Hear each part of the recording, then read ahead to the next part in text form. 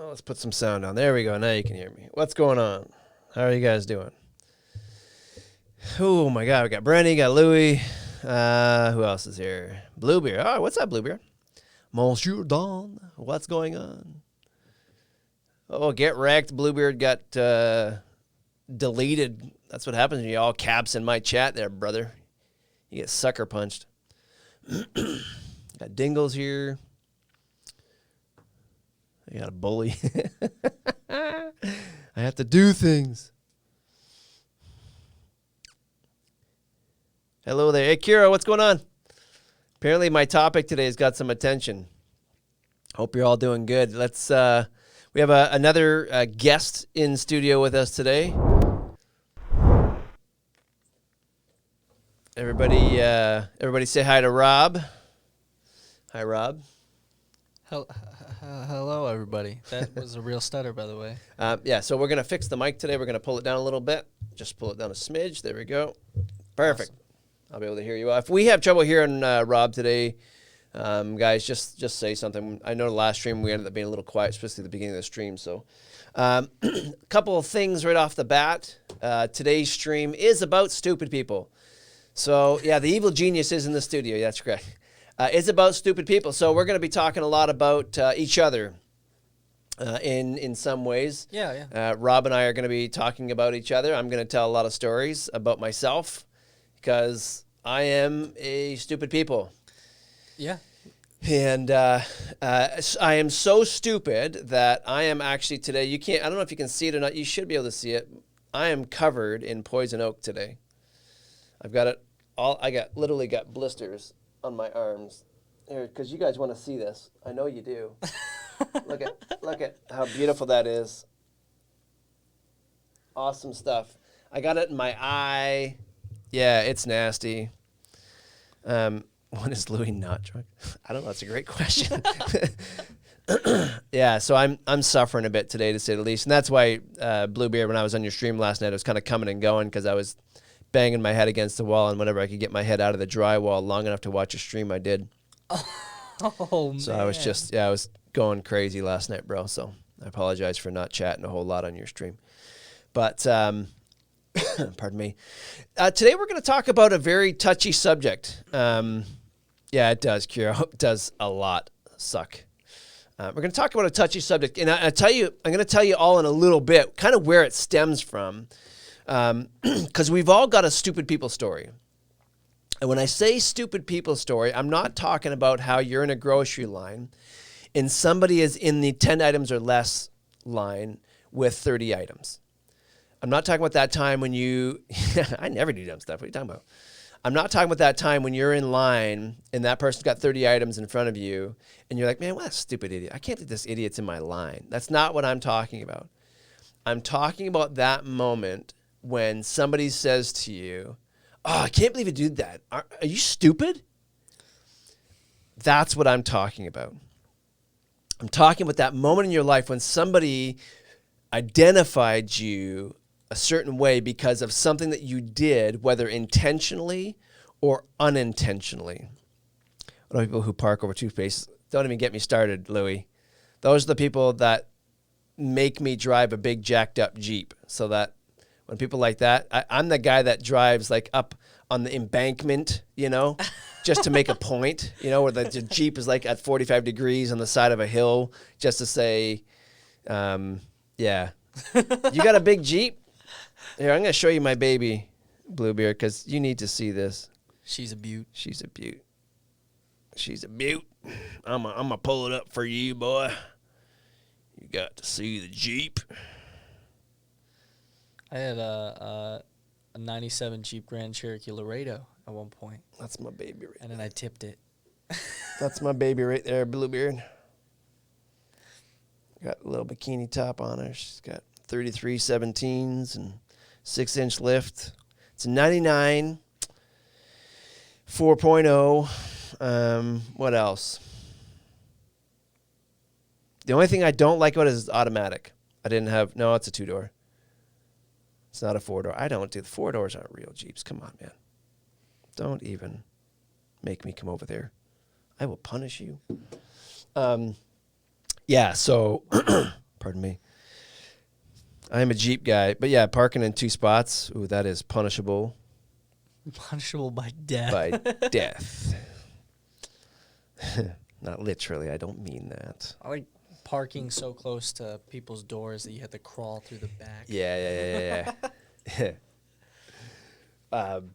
That when they park in 2 spots or right on the line, that's the best thing to do. It's just I'm parking on your driver's side, buddy, and I'm going to be this far from your. Anyways, okay. So the point of today is not to talk about stupid people. That was a stupid. We just had a stupid conversation. The point is to talk about stupid people, you and me, right? Not the idea of, hey, we're going to talk about somebody we think is stupid. We're going to talk about ourselves because we're the stupid people. At some point in our lives, somebody has looked at us and said, hey, you're stupid, Oh, yeah. right? Thanks for tuning in. Well, thanks for tuning in, Bluebeard. Appreciate the follow, brother. Just realized my alerts were a little off center there. All fixed. Thank you, Bluebeard. But yeah, so we're going to tell some stories. I'm going to talk about 7 stories for myself in particular. Yeah. We may not get to them all today, but I'm going to bring up 7 different things. Here's a question for you, Bluebeard. How did you know I was streaming if you weren't following? I guess it shows up on the side. But again, you'd have to be following me for it to... Anyways, I'll leave the question mark there. So what are your first thoughts here, Rob, on the whole stupid people thing? Well, I would actually like to Twitter. explain like the definition of stupid before we like really Yeah, jump giddy into up. it. Give me what's stupid mean? So the modern English word stupid has a broad range of application, from being slow of mind, indicating a lack of intelligence, care, or reason, dullness of feeling or sensation, torpidity, senselessness, insensitivity, or lacking interest or point, vexing, exasperating. Yeah. I'm married, right? So I've been told several times all of those things. I'm clearly a stupid person. All the time my wife, I'm just kidding. I'm kidding. She loves me to death. To death. To death do us part. So, but no, I mean, that's a good indication of what a stupid person is. Yeah. Right? So think of what was just said. So read some of those things again. Read some of those points again for me. Pull it up. So, okay. That's why you're married to a computer. That's everybody. Usually iPhones. Get right. The range of application being slow of mind, or like lack of intelligence, care or reason, dullness of feeling. See, that's just like the dullness of feeling thing. We can brush that aside. That's nothing. That's like. I get you. Yeah. Torpidity, senseless, or insensitive. Any of those factors, or just lacking in interest, vexing or exasperating. So, vexing or exasperating? Yeah. I've been called exasperating several times in my life. Me too, actually. It's kind of funny. Yeah, it's a good feeling. So think of a time in your life when you have been called stupid. Take a moment. Trigger yourself to that moment. Yeah. Make sure bass boost is all the way up. All the way up. You know? Practically every day. Because it is. It's a thing where you can believe the lie, right? So I'll give you an example that I've used on stream a lot, and it's one of my 7 that I'm going to talk about today. And it's my 8th grade teacher, right? You're sensitized. It's my 8th grade teacher where I'm clearly being a pain in the butt in class again. And she pulls me out of class, literally yanks me out of class, throws me against the wall, and says, you're going to be a loser your entire life. I have a very similar story. Right? Yeah. And really what she's saying is, why are you so stupid? Your stupidity has ruined your life. Right? It is a bit normalized now, Brenny. And to the point where we call people stupid all the time. Yeah. Right now, it's in North America anyways, it's because of your political view. Yeah. So we pigeonhole people because they believe a certain political figure over another. But the reality is, when we're talking about kids, so I'm putting it in the realm of, hey, when you were up to 17, 18 years old, think of a time when you were told you're an idiot. Or even today at work. I mean, you can still be in a place where your boss can, right? Yeah. I have a really similar story Yeah. to that. I was also in 8th grade, and my math teacher, I came to class late. I can't really remember what happened, why I was coming to class late, but I came to class late, and in the middle of class, he just calls me out and says, I will never amount to anything, and then I'm just a stupid kid. Yeah. And so I don't know. It really sucked. So think about that now. So you're an 8th grader, or Yeah, in my case, yeah. an 8th grader, right? And so I'm going to get to your comments here in a second because they're all really, really, really relevant, let me tell you. So you're in 8th grade. You're impressionable. You're Yeah. still at an age where you're looking at an adult and saying, wow, you know what I can and can't do. You know me better than I know me type of situation. Yeah, And exactly. if you say I can do that, I can probably do that. Even to the point where some adults will try and convince kids that they can do things that really they probably can't do, but it's a motivational thing, right? Yeah. But when an adult says to a 12, 13-year-old kid, you can't do that, most 12 or 13-year-old kids are going to shut down and say, you're right, I can't do that thing. Because they know, they're all, like, they know everything. Yeah. Compared to us. Yeah. Like, and a lot of studies showed that, like, middle school is like the worst time for kids. Mm-hmm. Because, again, like, that's when they're most impressionable. And oftentimes, any itsy bitsy moment can lead to like an absolutely life-changing moment for a kid that age. I mean, I know it did for me, but Yeah, and so for me in that moment, I'm a bit bullish, right? In Yeah. the sense that when somebody says no, I can't do something, right? My internet. By the way, FYI, guys, the internet's being a bit of a butthead here today. I'm not sure what's going on, but my bit rate keeps tanking. It just came back, so if it tanks, just give it a second. It'll come right back. In that moment, when I'm in the hallway, I'm cursing and swearing in my mind, calling her names and saying, Yeah. you wait, I'm going to show you. Right? exactly- That's my personality. But some personalities are very defeating and very quickly resort to, you're right, I'll never be anything, therefore I am what I am type Yeah. of moment, right? So I want to go back and read some, because I missed some good comments here. I know I did. Donnie says she should have been fired on the spot right then and there. But again, at eighth grade, there's not many 8th graders that are going to run to a principal or even a parent because you're embarrassed out of your mind. That's the problem with this, right? yeah, absolutely. And again, this is in the 80s where, it's a bit of a different world than it is now, where there's no social media. I'm not texting out, hey, look what my teacher just said to me. So it's really this self-humbling experience where you're literally alone. Because I agree with you, a teacher is there to encourage, and not to demotivate, Yeah. right? You as a person. You get called things left, right, and center. Yeah. As banter, and you just learn to take it. And that's the thing. So the question then becomes, should we just take it? Right, Brenny? Because I agree with you. How do you just ignore that kind of comment?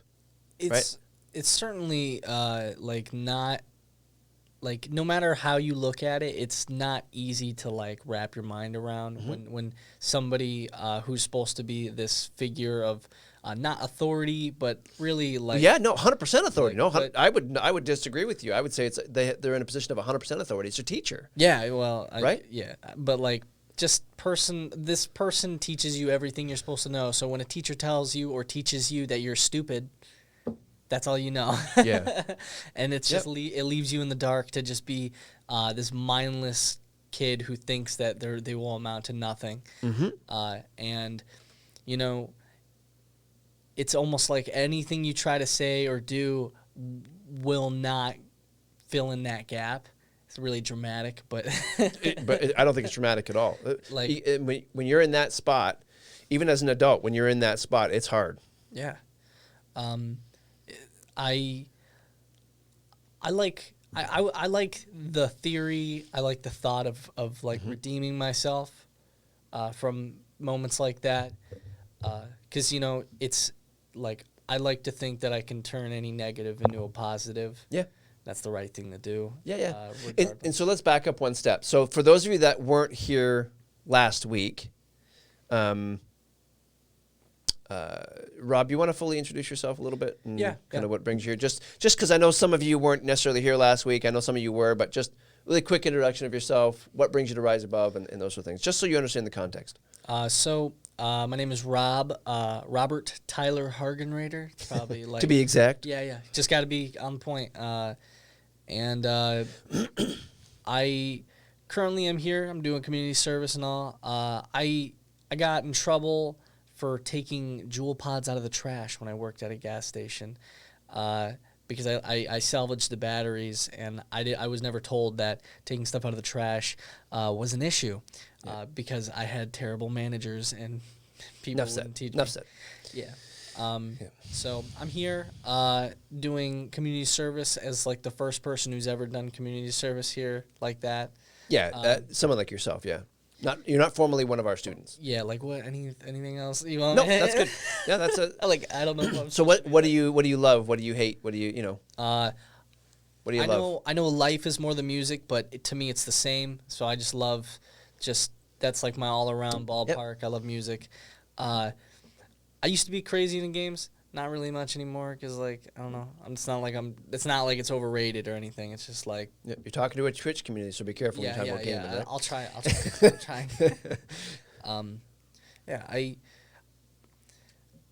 I feel like I'm a really what's the word I'm looking for? I do this every stream. This is Thank you, Bluebeard. I gasp. I don't know. I don't even know what I'm saying anymore. No worries. But yeah. So okay. Thank you for the introduction. It was awful. It wasn't awful. So I want to talk about something else that's going on in chat right now, right? Because it's important that we understand, because it's not just idle banter, and so I'm going back, right? Because Louis is talking about Brenny. It's just banter. It's character building. So there is this play that guys do this to each other a lot, where we're always ribbing each other, always beating each other up. It's a friendly banter back and forth. It's kind of like this weird, playful, passive aggressive. This doesn't help to burp in your mic when you're when you're live on stream. But I just did, and you're welcome. Feel free to clip it. But guys do it all the time. But it's different when it's somebody that you only know on one side. So as friends, we respect each other, and we have a depth of friendship. So we can rib each other a little bit. We can jaw at each other and say, what would normally be hurtful things to each other and laugh about it. Mm-hmm. But when it's somebody you only know in a supervisory role, i.e. a teacher, a boss, or something to that effect. A mentor. A person in a position of authority, like a police officer, and that person says to you, hey, you're an idiot, it's different. It sets in and it takes hold versus it being idle banter between friends back and forth. Like Brenny coming in and calling me a nerd. That's idle banter. I love Brenny to death, and he knows it, And the idea that he's going to come in here and kind of take a jab at me, it's just fun in games. We get it. But there's, as Brenny goes on to say later on in his thing, there's other days that you just can't hack it. Like especially when it's somebody you don't respect, because you don't necessarily have the ability to defend yourself in that moment. That people you don't respect thing, like, why am I doing? Why do I keep like freezing up? Don't worry about it. You're fine. I always thought the best way to teach kids and everything, because from my own experience, was always be on their level. Just always try to be like, good. Always try to grab their attention. Always be with them by their side. Just be nice, be understanding. Always help. When you have a teacher that just wants to like teach the subject, move on, ain't gonna like answer questions, like I don't care. I'm just like doing this because I can, and like your grade means more than our friendship, kind of thing. Oftentimes, it really, really just destroys like kids' academic careers. Somebody, my bad. Louis Blah, is that right? Just Louis, yeah. He said, I think education is a tricky section because some kids don't flourish in education and some don't because education system is very narrow and doesn't supply to all the kids' needs. Going around that, like I said, like when a teacher isn't there for the kid, it can completely nerve his career outside and inside of school. Yeah, absolutely. And like I always thought the best way of going about it was to always be understanding. A lot of teachers, not that they're old, it's okay if you're a boomer. I ain't gonna judge. Okay, that's all on you. But Don't talk about me like this. okay, but like I'm just saying, like back then teachers were different, and I know like you're newer to like you came before you were teachers, and now like you're a teacher, but you do things differently. But it's always good to try something new. And Don. like I don't know what I'm saying anymore, but like yeah. I get what you're saying. So I mean, I want to talk about this thing that it's going on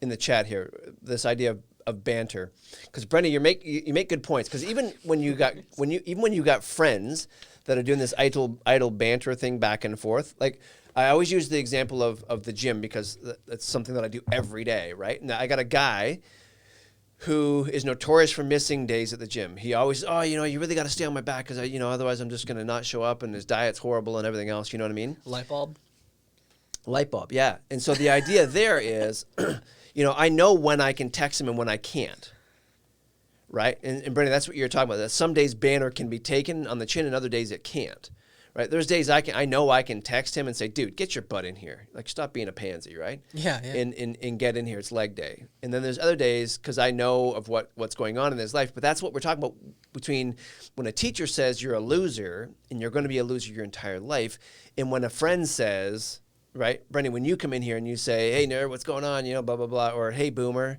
it, when I'm in a mood and when I'm not, right? You've been around me enough and you know me in my casual moments enough of when I'm playing and when I'm not playing. Whereas a teacher, a boss, they're really disconnected. They really have no idea. And a lot of people say, oh, he's just an old school teacher, or they're an old school manager. And that's just how they do it. I used to work for a cement company, and they were ruthless, And I was like, I'm not doing that. That's not how I'm going to talk to my employees. I'm sorry. I'm just not going to do it, right? What are you saying? I want to go back to Louis' comment here, too. So that's my point comes through, though. Whether it's meant as in a joke or whether it's banter, it's meant in a targeted way. And again, that's that passive-aggressive comment, right? Where especially with guys, and I say this because guys are always jockeying for position, and we're always taking little slight jabs at each other to try and assume the alpha male position. Yeah. Right. Whether we say it to each other overtly or not. Hey, Morg, what's going on in the bathroom again? I see. That's the only way Morg can watch the stream during the week. Go to the bathroom. I'll be right back in 15 minutes. Stream watching. The reality is we do it to each other all the time. So, and what are you saying? You said something else here there it is there. I attended a cognitive behavior therapy. Ooh, Brenny. When I was suffering with a few minutes, it's surprising how some men are sensitive towards things some days. Yeah. And so I do this a lot. My wife does this to me all the time. She's like, really, that bugged you? Right? Or she'll say things playful. I mean, we've been married 26 freaking years. Like, it's just, it's one of those she knows me better than anybody type things. And even sometimes she's like, really, that bugged you? And that's to your point, Brittany. But, it's just one of those things where you can be in a space where one day where you can take it and another day where you can't. So I'm gonna look at my Yeah, notes. go ahead. I'm gonna look at mine too. So what are your nerd experience? I just read your nerd thing here, Brenny. So what are your experiences with the whole stupid people? You're currently shoveling food in your face. Yeah, we are very moody people, Kiro. So give me an example of when somebody said something to you that was like a stupid people moment, and where in how you either overcame it or how you felt it held you back. I'm gonna pull up a bunch of mine here to give you as examples, but I'd love to have you type a couple in chat for me, please, just so we can talk through them a little bit. Let me pull up my notes as well. So one of the first ones I wrote this at 3 a.m., just FYI, everybody. It was actually 2:45. I couldn't sleep, so I sat up and started writing notes with my phone. And I've got 7 days. I call them 6 truths and a lie. 6 lies and a truth. And It's like ASMR for a minute. and so this is what I'm calling day 1 of lies. The idea that I'm not strong enough. Now, as a guy, especially a guy that lifts weights, Yeah, you're ripped, man. not being strong enough is always been not a fear, but something where I've been like, I've always strived to be what my mind perceived as a man, the military, the tough guy, and it was when I was in, I want to say 9th grade. It would have been 9th grade because it was my wrestling coach that said it. And I was going to what would be the equivalent in America to state championships. Yeah. So I was wrestling for a state championship. I was preparing for it. And my wrestling coach, as I was doing bench press, said to me as I was struggling to do 115 pounds at 140 pounds, like I weighed 140 pounds, in 9th grade, struggling to bench press 115 pounds, which is, in the grand scheme of things today, not a lot for me. Yeah. Not going to lie. The reality was when he said it to me, when he said, "Oh, you'll never bench press that 150 pounds. You're just too small." The reality of that conversation was he was right. Physically in that moment, what's up, Silo? Physically in that moment, I couldn't bench 115 pounds. But what he was trying to say to me is, you will never bench 115 pounds. Right? So he was saying right then and there to me, in my mind, you can't bench 115 pounds. And as I struggle with the weights, I couldn't. What he was trying to punch home to me, because he had a favorite wrestler who actually went on to the MMA world. That's cool. I can show you some pictures of this guy. He's crazy. I lost to him at the Nationals. Got second place to him.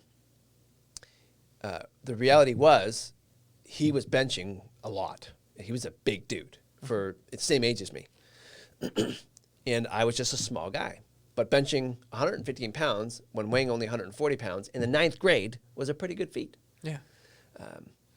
But I set it as a goal. Truth is, today, 4 reps, I can bench 315 pounds. 4 reps, meaning more than once. That's not my max weight. I don't know what my max weight is. I don't do max weights. It's how old people get hurt. It's how boomers break themselves. So I'd love to grab my coach and say, "Coach, remember when you said," Oh, man. Right? Yeah. the 6 lies and the truth. There is a lie there that you could never bench 115 pounds. Well, you're correct. I didn't bench it just once. I benched it thousands of times, so much so that I can bench 315 pounds for reps. So get over it. I don't doubt it. Silo, you're a big dude. You're a machine. So let's go back. We're gonna read some things here in the chat, and then we'll see what you got there. Louis, I've been told all my college courses that I would never pass them because I wouldn't put in the effort. They didn't know why I bothered turning up in the occasional days. I should not bother. Every time I've passed my course with a good grade, all merit and distinctions and finished just. So now, Louis, why do you think that is, though? So is it just because they mistake? So this is a lot of people mistake effort, right? Yeah. You didn't put enough effort in. Therefore, you must not know what you're doing, right? Mm-hmm. Or you're not smart enough, or you're not putting enough effort in because you physically can't. I'm trying to itch my arm without itching my arm. And so, but the reality is, Louis, obviously you're smart enough. It's not that you are a dumb person or that you're a stupid person. No. The reality is it's easy for you or easier for you that it doesn't require the same amount of effort that it does for others. Yeah. Right? That's my perception of your statement there. Now you can feel free to correct me, but I completely agree with that, though. yeah. Dingle still struggles with a 2-liter Coke. Oh, Silo, I was willing to give you the 416, dude. You're looking pretty meaty. But at 316, that's the 315 really is the mark of. So in the weightlifting world, 315 is the mark of somebody who has put the time in. Yeah. That's when you can bench 315. That is the hey you officially know what the heck you're doing in the gym, and people look at you like yeah. Oh, you're just doing one extra pound. I mean, I got you, just because. So. It's gotta be better. Gotta somehow. be better. Yeah. Yeah. Come on over. I live Jackson Mission, brother. Come on over. We'll rep it out together. He's like, Dingle's like, hey, I'm not going to argue that 2-liter Coke thing just for the record. You even lift, bro?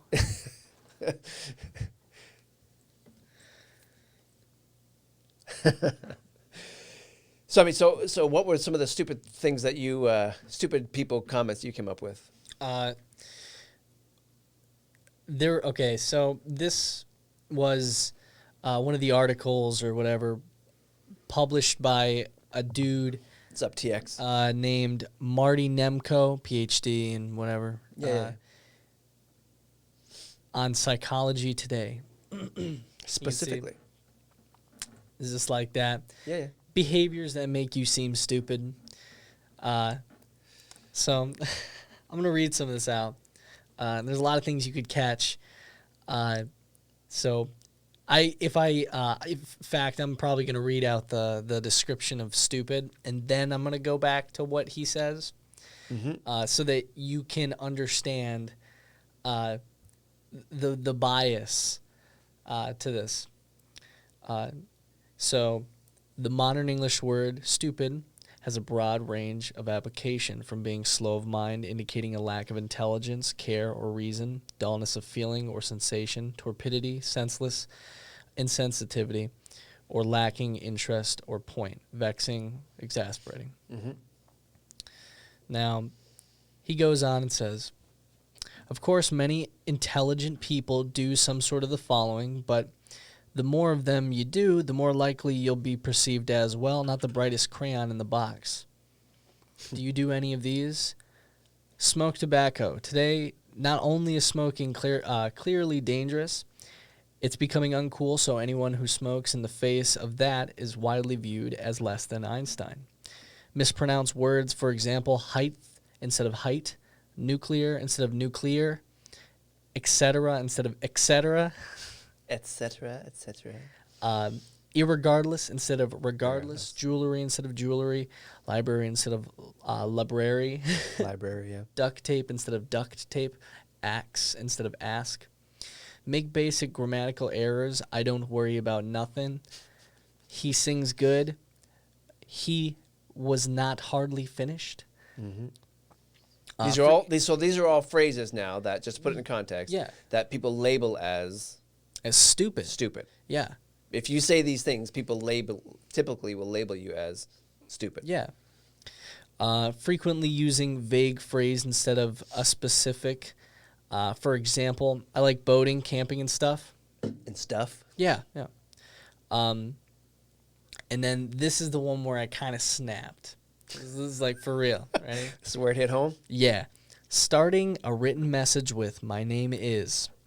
Your first sentence is your first impression. Leading with "My name is" far from optimal. First, it seems a bit narcissistic. Your name isn't great interest. Worse, it's redundant. Your name appears at the end of the message and in an email at the top in the front line. These are not examples of stupidity. These are examples of opinionated arrogance. In fact, going back to the definition of stupidity, I'd venture to say that Marty Nemko fits a vast majority of what stupid is considered as. So what's your takeaway from that? It's bias. And So you're judging someone based on your place in the world or your perceived place in the world. no, I think it's just the fact that he's judging people on all these things. Like, so like, I know you can understand that people are going to say things like height and height. Yep, sure. But are you going to call them out on it? Are you really going to try to call them out on it? Well, to be honest, when I moved to Michigan, I call out the roof thing all the time. Yeah, yeah. I shake people. That's different. Those are geographical norms, yeah. But like, you know, I don't. That shouldn't matter. You know, nuclear, Yeah. duct tape. It's supposed to be duct tape, but a lot of people just say duct tape. I know I do. It's lazy. What it is lazy speech. Lazy English. It's yes. what it comes down to. It's not an intelligence thing. It's a laziness thing. So, so one of the most profound things a teacher ever said to me about one of my kids, and my wife and I talk about this all the time still today, and my daughter is now married and gone. When she was in the 9th grade, we went to a parent-teacher conference, and Kuro, and I'm going to get to the comments here in a second. We went to a parent-teacher meeting. What's up, Inspector Gadget? And the teacher pulled us aside, and because my daughter was failing this particular class, or borderline failing the class, and the teacher says, she looks straight in the face of Veronica and I, and says, Marika is my daughter. She goes, Marika's not stupid. She's lazy. And she just said it plain as day, like the kid just doesn't work. Ooh. You know, it has nothing to do with how smart she is. She can achieve whatever she wants. Yeah. The point is she don't want to do it. She just doesn't like science. So she ain't doing it. She just doesn't want to do the work. So it was counter. She didn't call her stupid. She just said she has poor work ethic.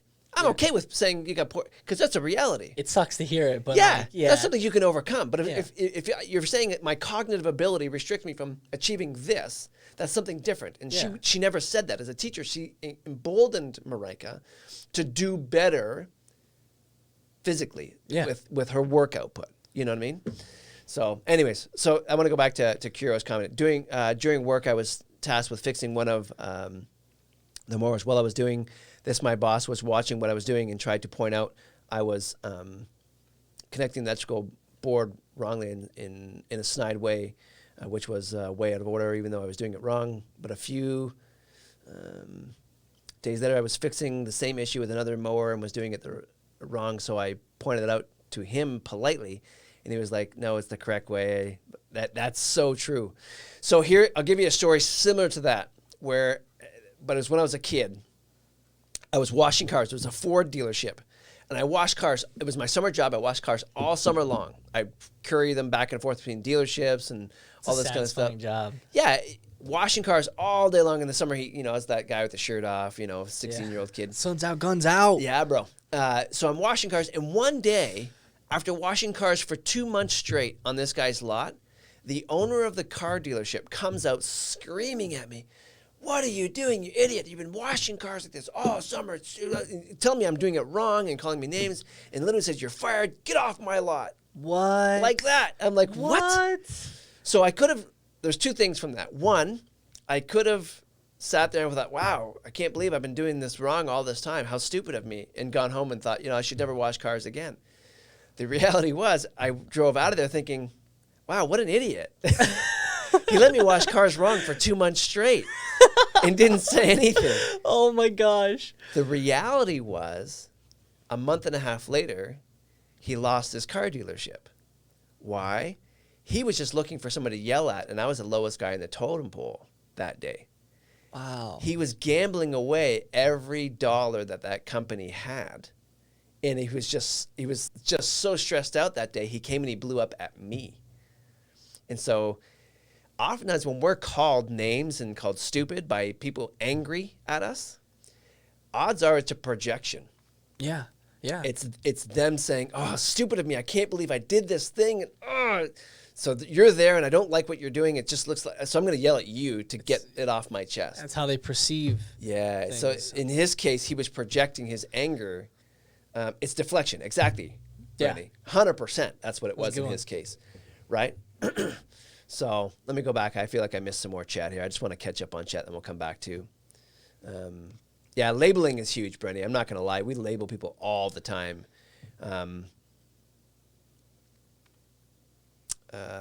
And again, without context. So, and again, that's where not, and I've used this, I've talked about this on stream before, Coca-Cola conversation. I'll tell the Coca-Cola story in a second. You might find this interesting, Rob. I'm listening. In Morg meme, I don't know if anybody else in chat agrees with me, but Morg meme is far from average. I would easily label Morg as being an exceptional member of Twitch. I would take 1 million Morgs any day. So, yeah, and who wants to enunciate the hell out of words all day long? Your face would be tired, right, Dingle? Am I right? Yeah, it is natural now, Louis, to use lazy English. Well, in Brenny, I would agree with you. That's part of the downfall of technology is it's made us lazy, right?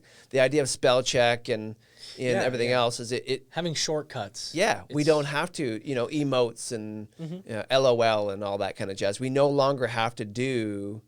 Why did you get timed out for saying exactly and agreed, Kirill? That's weird. But thank you for agreeing and whatnot. If a teacher call, yeah, I would agree.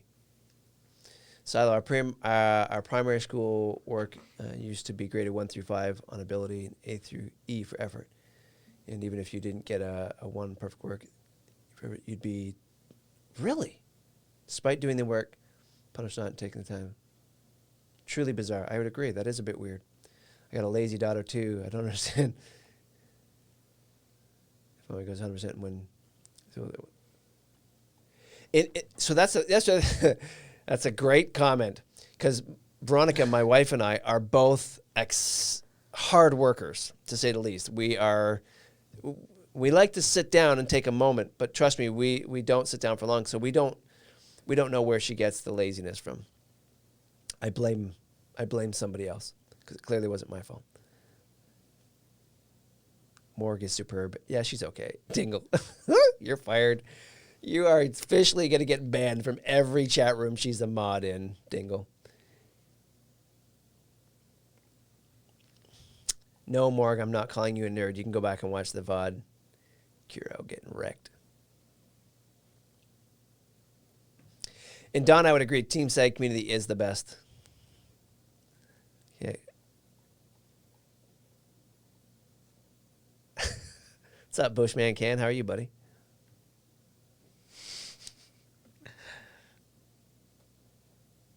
Yeah, so why can't Twitch finish my sentences for me? Get so used to everybody else finishing my sentences when I'm typing emails now. Google does it like crazy. So, Sal, let's talk about that for a second. So we mistake laziness all the time for stupidity. Yeah. Yeah. Have you ever been called stupid when you're like, no, I'm just being lazy. I just didn't want to do that stupid thing that you're doing. Yes. That doesn't interest me, right? Yeah.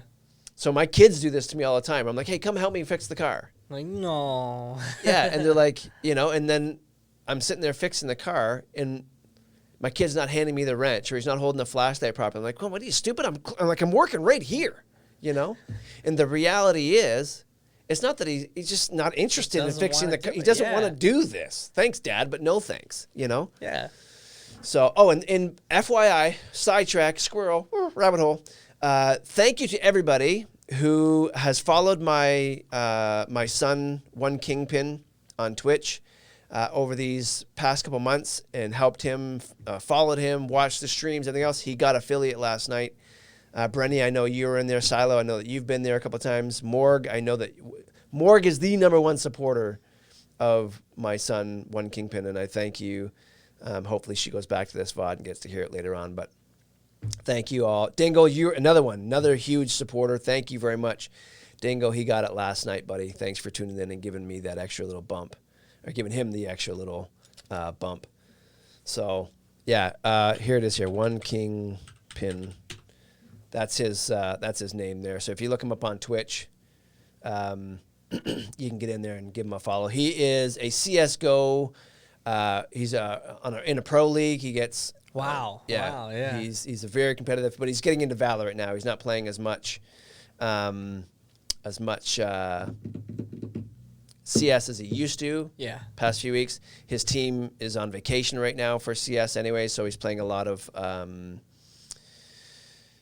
Valorant to keep his skills and whatnot up. That's So he killer. will be streaming tonight. So if you follow and you want to see what it looks like and whatnot, he'll be streaming tonight. We set all his alerts and everything up last night. We had a lot of fun and argued with each other about what looks best, and so we're trying to figure out his theme and stuff now. I could never play CS:GO. I don't have like the hand to mouse to eye Yeah, it's coordination. crazy. He's Like, pretty snappy. then I got a what I vet call ban, snappy. so I can't. But laziness is so back. What brought this up was the lazy comment. Talk about my son.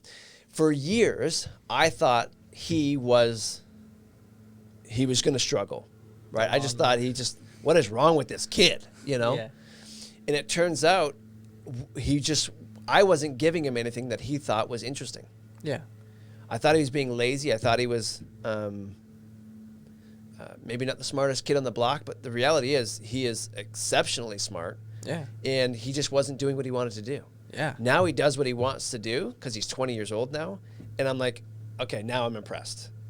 Yeah. I'm super impressed at how hard this kid works and all. Like his university, who was talking about university earlier? Was it you, Louis? Yeah, it was you, Louis.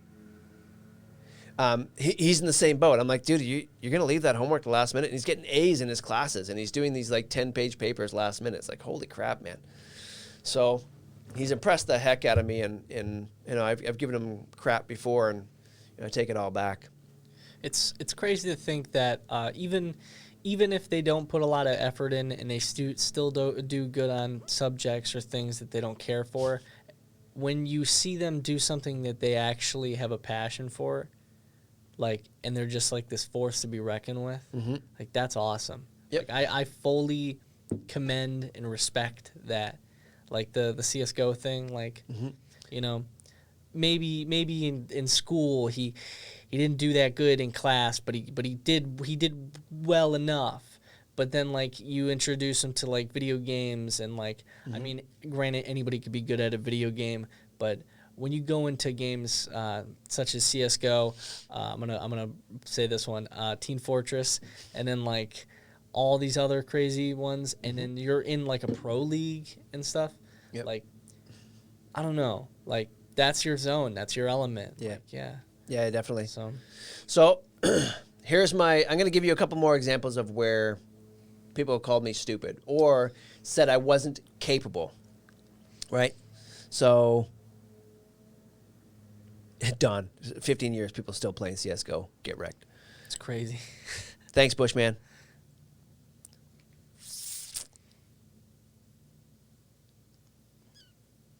Yeah, you got to pay attention. If you're a dad and not paying attention, especially when you got boys in the house, you got to be careful. Yeah, you got to pay attention to all your kids, especially if you got, yeah. And CS:GO is one of those games. So, anyway, speaking of CS:GO, let's talk about not being man enough. When I was, That was so perfect. you'll understand it. You'll understand in a second. When I was 15. I wanted to join the military. I think I got a picture here. I'll show you all a picture of me in the military. I think I do. Yes, I do. Bonus. So this is me in the military. This is, there it is. That's me and my big bad machine gun. It's an LMG, a light machine gun. 1,200 rounds a minute. Belt fed. Gas operated. And when I was 15 and wanted to join the military, Private Portugal, let's go. When I was 15 and wanted to join the military, I went to my dad and I said, Dad, I want to join the military. And he looked me square in the face and said no. And it wasn't no because no, I don't want my son in the military. No, not because, I'm afraid you're going to die in battle. It was no, let me see your war face. Buddy, this is always war face. It don't change, bro. I'm stone cold. My war face is on the toilet. The reality was my dad said no because he thought I wasn't man enough. Old school Portuguese guy. His thought was, I have worked all these years to get my name to where it is. I don't need some snot-nosed little kid to join the military just to quit 3 weeks later because he's not man enough. Wow. So the reality was an M249 Kiro. That's exactly what it was. In Canada, we call it a C9 machine gun. In America, you call it M249. Exact same gun, though. Except in Canada, it has a deflector on it. In America, it didn't. Now it does because you saw what we did to it, and you're like, "Hey, that was a good idea. We should do that too." So my dad said, "You're not man enough." So I went behind his back. I snuck my military paperwork in with some school paperwork, and because my dad was not the greatest reader of paperwork when it came to my schooling, he would just sign stuff and say, "Get out of my face." Wow. He signed my enlistment paperwork without realizing it. I joined the military at 15. And my mindset the whole time was, I'm going to show you that I'm man enough. And when I joined the military, it was everything I had. I was not. You could drag me by the toes with a dump truck. I would have clawed with everything I had to stay there, right? Canadians are crazy. The reality is, I was not going to be proven not man enough. And not only did I stay and pass basic training, but I became my unit's machine gunner, my section's machine gunner. And not only did I become my section's machine gunner, but I then became my entire unit's medic and proved, I believe, that I was man enough. Quote unquote, man enough to my dad, right? Iron Will, let's go, baby. So again, there it is. So I could have, in that moment, taken the thing that I attribute most of the professional successes that I've had in my life, my military experience. Yeah. I could have taken that and said, "Oh, you're right. I probably shouldn't do that. I don't want to ruin the family name." Yeah, seriously, right? Yeah. And that would have literally changed the whole trajectory of my life. Yeah. Right? Truth. Europeans are brutal. Yeah. I mean, my dad's Portuguese, right? He moved here when he was 13. So.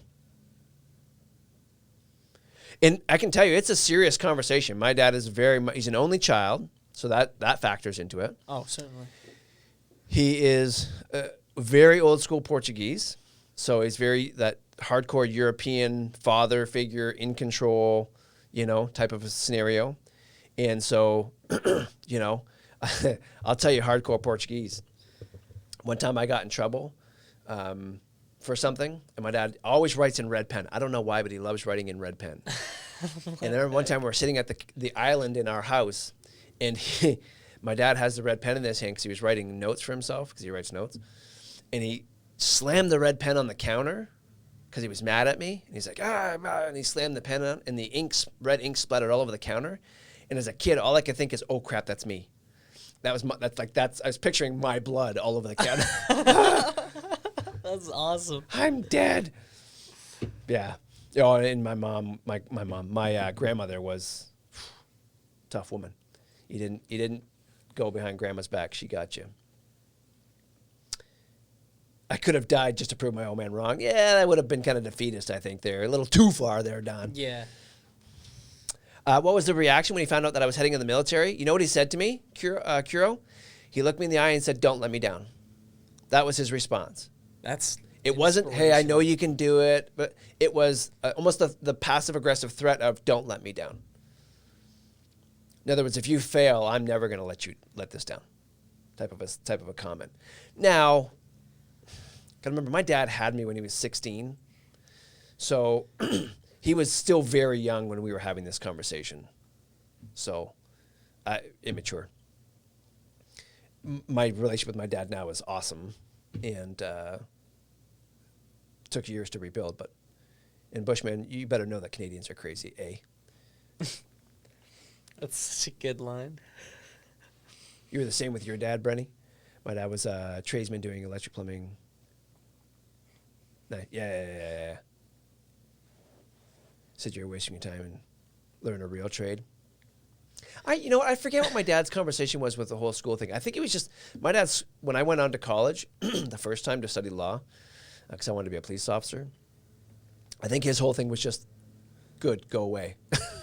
Wow. You're out of the house. Thank God. Here's some money. How was Gagetown? How do you know Gagetown? Bushman, you're in Canada, aren't you? My home base was CFB Petawawa, just outside of Ottawa. That's right. And then where did I threw my first hand grenade here in Michigan. Oh my gosh. Yeah. That's awesome. That's an experience. You ever have you don't expect what you get when you throw a hand grenade. I'll tell you that right now.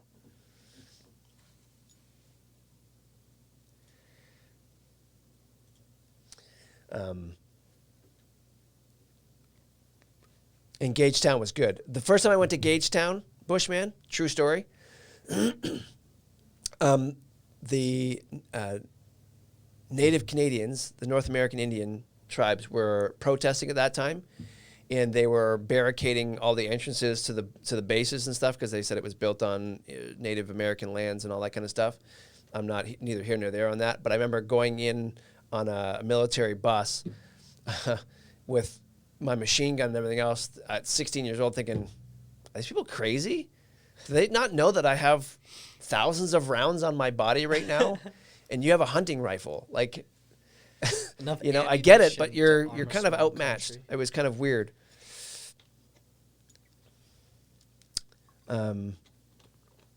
Yeah, that's why like red pen, it had great effect. Yeah, Louis, true enough. Now you're almost a chartered accountant and doing better than. Yeah, it's so, you know, and that's the thing. My dad, Brenny, still has a hard time after everything. So my dad does well. I mean, he's a successful business person. But when I think of all the things that I've accomplished over the years, he has a hard time. He can't just pat me on the back and say, good job. Yeah. You know, it always comes back to other things. You're in Alberta. Yeah. I know our Frederick. Yeah, I've been to Fredericton. Yep, that's cool. If you play Tarkov, you know a TT can take out anyone. True enough. But yeah, the first time I threw a hand grenade, I was stunned. Like, literally, like, what the hell just happened? I couldn't believe it. For real? The percussive force of a hand grenade is mind-boggling. I never in a million years expected what I got. So you've seen all these war movies Yeah, and all these it's- clips, and it's like It's not like that at all. You would never, yeah. It knocks you in your butt. It's quite a thing. All right, back to my notes. All right, so let's see. That was. Oh, here's a good one for you. And you guys have been talking about college, university, and all that kind of stuff. So this was my college professor when I first went to school. Yeah. This gets to the idea of not smart enough. This is the third lie, and it's not smart enough. I went to college for law, as I said earlier, and in my English class, I always kind of sucked at writing and all that kind of stuff. And it wasn't because I wasn't smart enough. I've never been interested in it. Yeah. Reading has never been my thing. It's I don't sit and read tons and tons and tons of books. I haven't read more than like 4 or 5 books in my whole life. I mean, I've had to because of my job and stuff, but like I don't sit there and casually read normally. So one day in an English class, Hello? I Is someone here? oh, thank you for the host, Cold I'm Army. just trying to Appreciate get you, some buddy. friends. You guys can still hear the alerts, right? I hope. So anyways, I was in class for this law. It was an English class, just a basic gen ed English class that everyone's got to do. And I failed the test. I didn't study. I literally didn't do anything. I just showed up and took the test and I failed it. And my English teacher in class, because I'm a nerd, so I always sit at the front of the class. Yeah. He hands me the test with a big old F circled in red ink on it. And I got it quoted here. And he says, "What are you, stupid? Or are you just dyslexic?" In front of the entire class Whoa. in English. What? Yeah. What even? So this is the point. He was right.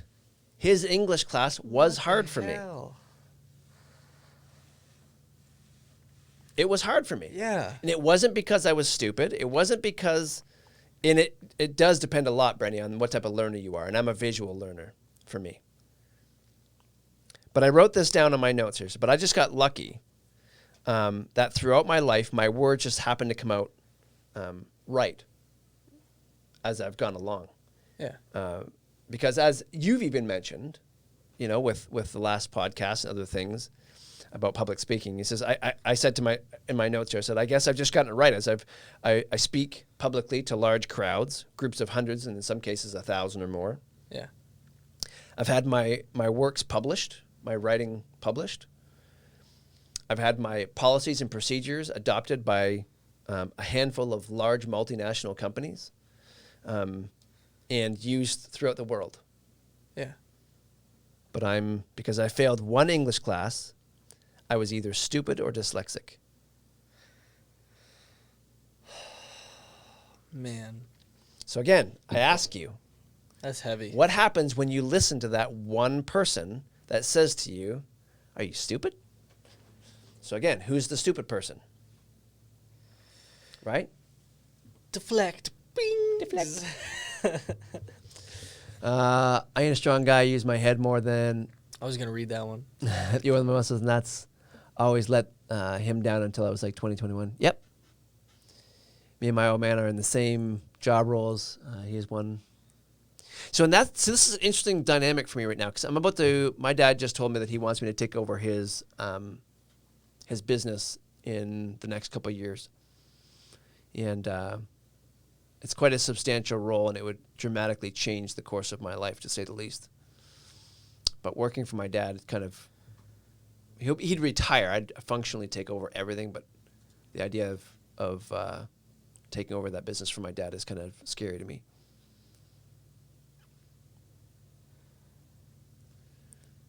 That can be tough. My dad is a bit of the same. He will be proud of me and tell me a good job and always tells me I can be better, understand what he means.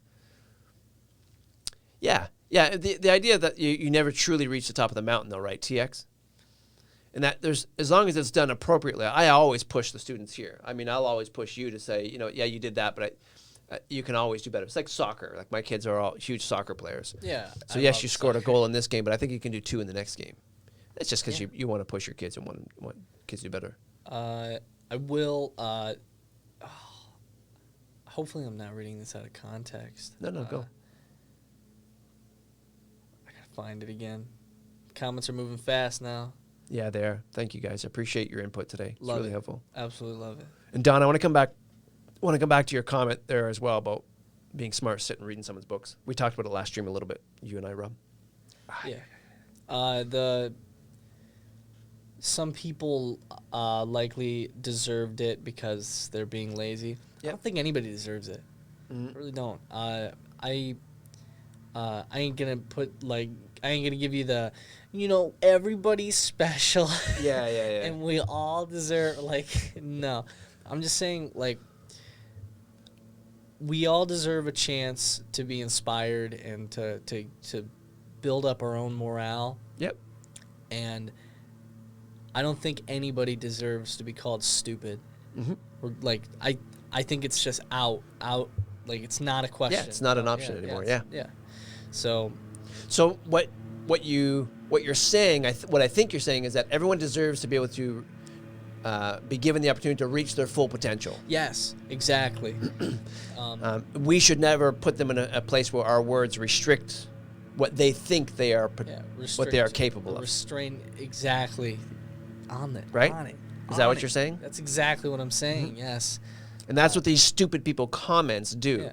is they verbally restrict what they think you can do physically and or mentally. They So- handcuff you. Yeah, I'm gonna go into a little bit of the New Yorker. This So was tread lightly. this one's I don't know. This one's kind of funny. Yep. So this was published by Jonah Lehrer. It's called Why Smart People Are Stupid. Came across this one, and I was immediately in love with it, and I thought that this Title will probably- go good with Don's comment from earlier that what Brenny responded to as well. So, here's a simple arithmetic question. A bat and a ball cost $1.10. The bat cost $1 more than the ball. How much does the ball cost? So I'm gonna give a minute for some people. If they want to do it, they don't have to. So read it again. So again, here's a simple arithmetic question. A bat and a ball cost $1.10. The bat cost $1 more than the ball. How much does the ball cost? So a bat and a ball costs $1.10. The bat costs $1 more than the ball. Yeah. How much does the ball cost? Yeah. Okay. So, I think You think it's should I 10 give it to cents? Lenny? Yeah, Should I give her. it to No, Lenny? go give her. Go Answer. Okay, yeah, okay. The vast majority of people respond quickly and confidently, insisting that the ball costs 10 cents. This answer is both obvious and wrong. The correct answer is 5 cents for the ball, and $1.05 for the bat. When people face uncertain situations, they don't carefully evaluate the information or look up relevant statistics. Instead, their decisions depend on a long list of mental shortcuts, which often lead them to making foolish decisions. These shortcuts aren't a faster way of doing math, they're a way of skipping the math altogether. Asked about the ball and the bat, we forget our arithmetic lessons and instead default to the answer that requires the least amount of mental effort. So Brenny, to your point, that to laugh about it, the reason why is because we try to do it in our head and we try to do shortcuts, much like we do with the language. Yeah. We try and get lazy with our speech. Yeah. The moment you don't write it down, that $1.10 and then there's $1 more, all that kind of the minute you don't write it down, because they're the same price, so the 10 cents you have to cut it in half. Unless you write it down, it's hard to visualize I've heard that one before, so I kind of cheated a little bit. But Yeah. So the reality is, unless you write it down, it's hard to realize, oh, wait, I've got to split that dime that remains because the bat's $1 more, right? And they both cost the same amount, blah, blah, blah. You know what I mean? It's obvious once you write it out, right? Yeah, the bat's $1 and you got 10 cents left over because the bat and the ball cost the same price. And anyways. So again, it's just the fact that like a lot of people immediately skip Leg day. light bulbs. Every time I think about that, it was so perfect. I rewatched the stream because I thought it was so funny. Because, I mean, I don't mean to cut you off, but the reality is, because I want to get Don's comment with Brenny in here, it's this idea that everybody learns differently, right? So we all have visual learners. Brenny, you said something about being an auditory learner. So Don's question was, do you get smarter by reading somebody else's thoughts compared to going out and exploring the real world? So we talked about this last stream in the sense that there is the idea of wisdom versus being well-read. So wisdom is the application of the knowledge, right? So you can have knowledge of something, but so I can watch a YouTube video on how to put a car together. The reality is, I don't know that you're just going to go out in your driveway and put a car together. Yeah, no, not at all. Because there's a lot more to it than just putting a car together. You have to understand how compression works. We've talked about this on stream before as well. You got to know how compression works. You got to know what the proper torque is on certain bolts versus other bolts. And so, I mean, and that's where, you know, if all you do is read a book, it's hard to understand. If you've never held an engine block in your hand, you don't know that it's 350 pounds. Yeah. you may think, as an 80-pound woman, I can just go and build a car. Well, no, it's not functionally going to happen, right? Yeah, it's physically- impossible, implausible. Yeah, it's physically impossible unless you have the specific tools needed.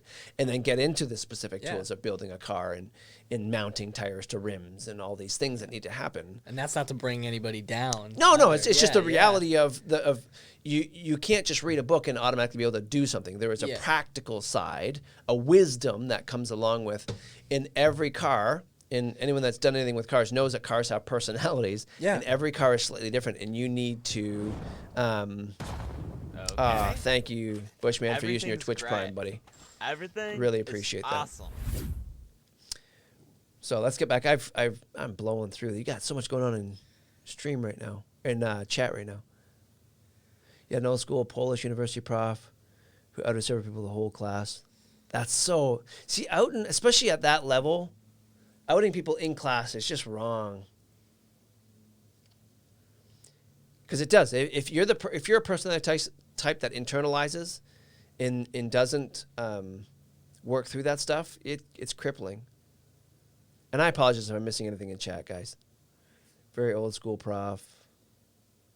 Yeah, the communist side doesn't surprise me. Comes down to how you look at it, and if you have learned how to look at things the right way. See, and again, that's TX. That is also personality driven as well. Some personalities do a lot better than others with working through a lot of that stuff, right?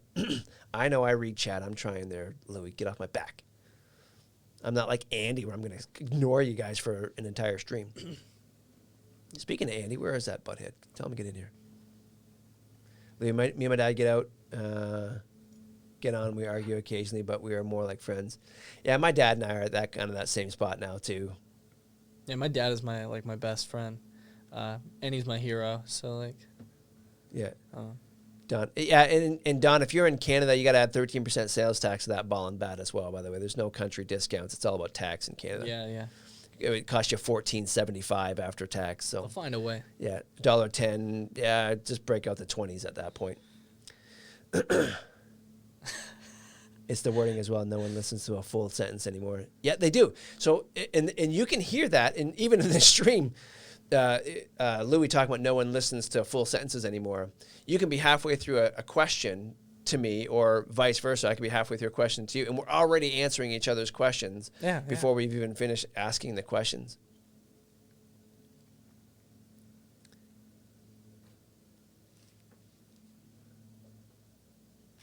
It's easy to get misunderstood with your bad English. Nah, you're fine.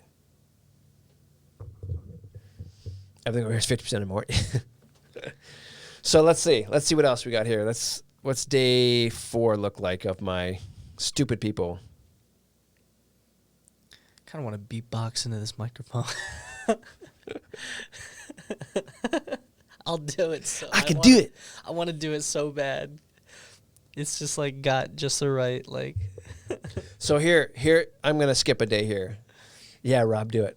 At the end, we'll finish with it. Okay. Go. I give you a little. Oh really? No. Why are you hyping me up, man? I want to cry. Oh, that's awesome. Yeah, go ahead. No, don't do it. Drop a beat. You can't do it, drop a Rob. beat. You can't do it, Oh, Rob. Chat. I want to do it so Got bad. here. Okay, do it. Go. You sure? Go. Is it? Go. what did I dro- Love it. My son used to be really good at beatboxing. Perfect. Done. Alright. Clip it. That's good. Somebody clip it. Clip it.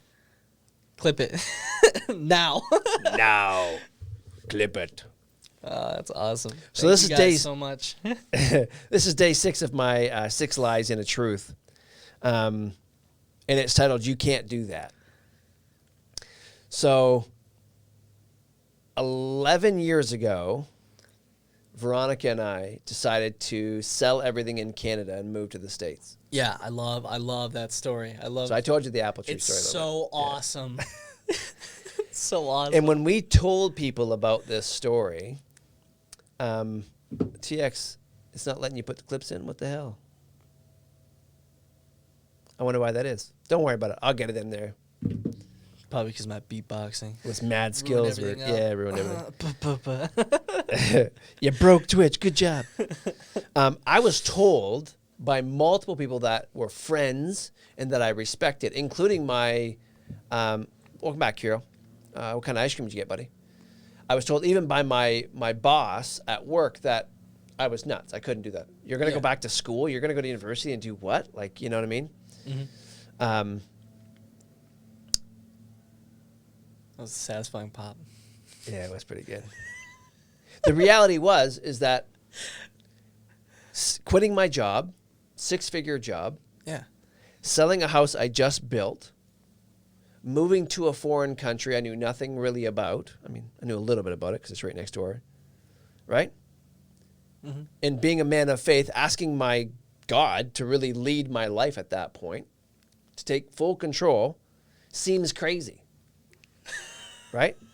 Mint chocolate chip. The chat is killing me right now.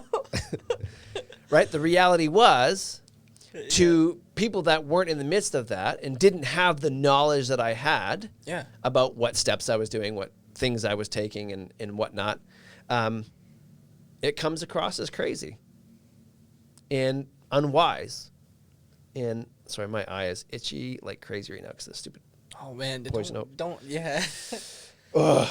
Anyways, and the reality is, could you imagine if I never moved to America? What would have not happened if I had not moved to America? I know, Don. Everything that like this foundation you created would be gone. This awesome show. I mean, you probably would have set up live streaming in your own way, but like I mean, I'm not an important character. I'm like, look at me. But You're Rob. Yeah, you're I'm the Rob. evil genius. I'm the evil genius. Like, so But think about all the things that would not have happened. Yeah. And the dozens and dozens of people that have been helped through the teachers and all the this staff that are here. program, Yeah. You know what I mean? The hope that has been given to all these people. If I'd have listened, if Veronica and I had to listen to those people early on that said, that's crazy, don't do that. Yeah. That's stupid. That's a stupid idea. Why would you do that? Why would you sell your home? Why would you, right? How many people have been told as they're doing things, yeah, no golf, for sure, no golf. There would have been no JTV interviews talking to an amazing host. It's a meme. You got to see. Andy made a great. I got to show you after the stream. I'll show you Andy's. I'm down. I love memes. It's the bomb. That's like cringy to even say. It's so good. It's you know what? Forget it. We're gonna stop right now, and I'm Like, gonna show you on stream. I'll show everyone on stream. Somebody clip somebody saying, I love memes, and then when they say memes, just bass boost it all the way to the top. Like, Yeah. it should break your headphones. Where's it at? I got a sec. A second. So I'm gonna go to Duo Cam here in a second. I'm gonna take you off. Oh, where is it at? Oh, I keep hitting my arm. It's driving me nuts.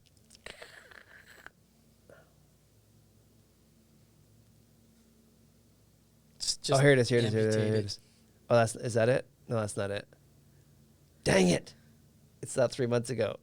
Everyone's waiting for me. I'm like, I feel so nervous. Amputate the arm. Oh man, I'm telling you, my arm is going crazy right now. I mean, I think like robot arms are cool. So Yeah. Is this it? Yeah, this is it. I found it. Okay, so hang on a second. Dual screen. That's what I want. Yeah. So here's the clip, and hopefully you guys can hear it well. This is the golf thing that Brenny's talking about. I need to go for half an hour maybe. Neil? How are you, mate? And I'll let you guys know. Who's this fella then? Who's this joking, Neil? Just tell us about Rise Above, Neil. Tell us about the golf tournament, please. Tell us all about the golf tournament, dude. We want to know.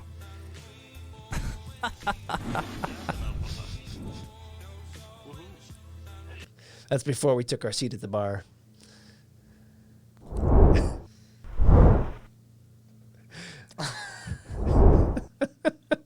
So good. He's so good.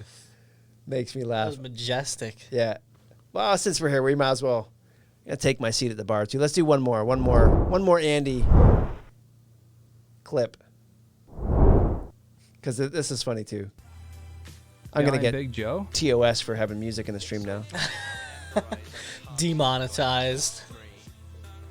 Don't worry about the fact he hasn't got any legs. There he goes. Look how smiley he is. Aw.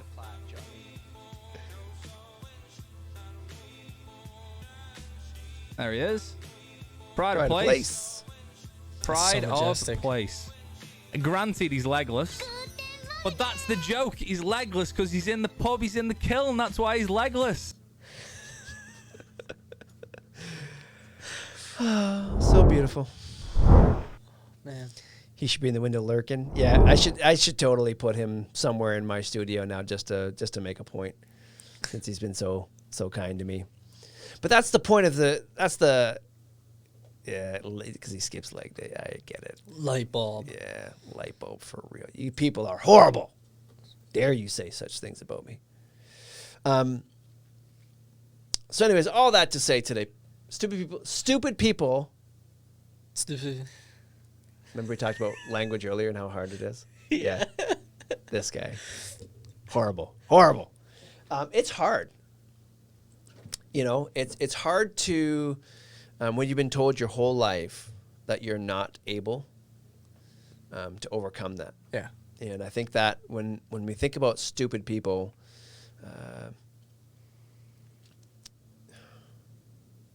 in what they do and don't do, you have to first understand what that person's already been told and whether they believe it or not. Yeah. Because you could be seeing that person in line with the 30 items in the 10 or less line and think, wow, what an idiot, right? Yeah.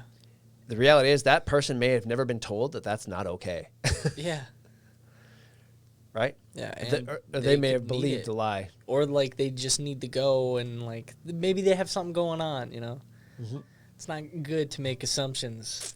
Uh-huh. Risk, put your arm in ice water. Yeah, I've got to do something. Kuro. Let's take an ice bath. Those are awesome. I love ice baths.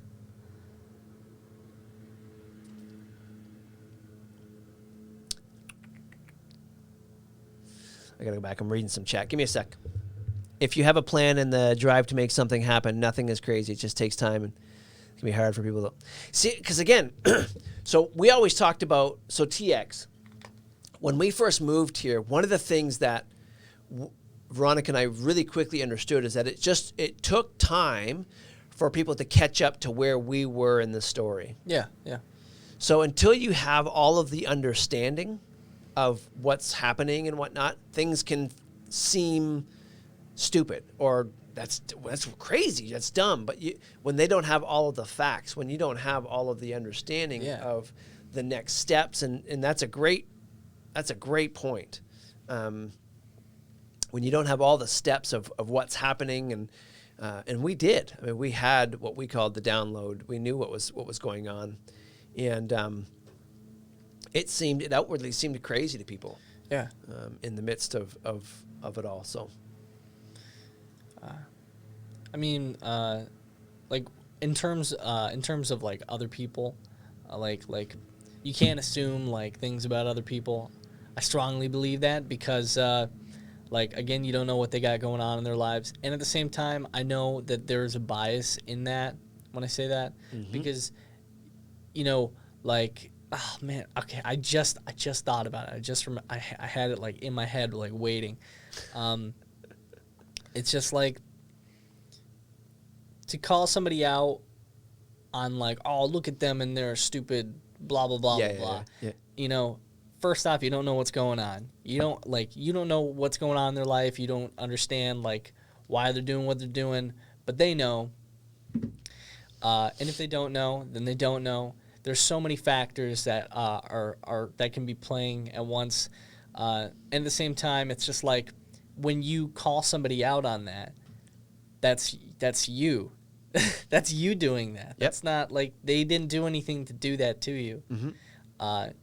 So I think So how do you change the narrative then? So instead of saying to somebody, "Oh, you're stupid," right? So let's use the safety net of the guy with the 30 items and the 10 items or less line, I like that. That's funny. right? Yeah. Instead of looking at that guy and saying, "Dude, you're an idiot. What do you? Dude, get out of the line. You're in the So wrong perfect. freaking line, guy." How do you change that phrasing, Yeah. right? How do you word that in a way, Yes, that's right. right? No. Why is it not letting you guys type this stuff? There is that age-old saying, and I wish it was worded better, but assuming just makes an ass out of you and me. Yeah, Yes. I agree with I you, didn't want to TX. say that. I was thinking about that Yeah, earlier. I but agree. I don't like. So swearing that's on what stream. TX put. Is it that old saying that assuming makes an ass out of you and me? Yeah, yeah, Yeah. yeah. Mm-hmm. It's Brenny. You're an uneducated swine. Would you like to take this quote outside in the car park? Where you can spout poetry. Yeah. The reason why. I'm sorry, guys. This is really driving me crazy. I feel so bad watching it. I had to crank the bot up a little bit. There was a butthead that came in a couple weeks back that said some things that just weren't caught by the bot, so I had to turn it up a little bit. Yeah, I'm getting there, Kiro. What's up, Albert? I like that. You're an uneducated swine. That's so good. So how do you change that though? How do you go to a kid that is struggling? So this brings me back to the Coca-Cola story. Remember I said I was going to tell you about a Coca-Cola story that I had? Yes. And I've said this on stream before, so I apologize those of you that have heard it, but it's relevant and it's an important story to tell. So I worked at Coca-Cola for 5 years and I was an operations manager. I had, and then it depended on the time of the year, but I had on average about 550 employees that worked for me. That is crazy. Managers, supervisors, and the union folk. It's a lot of people.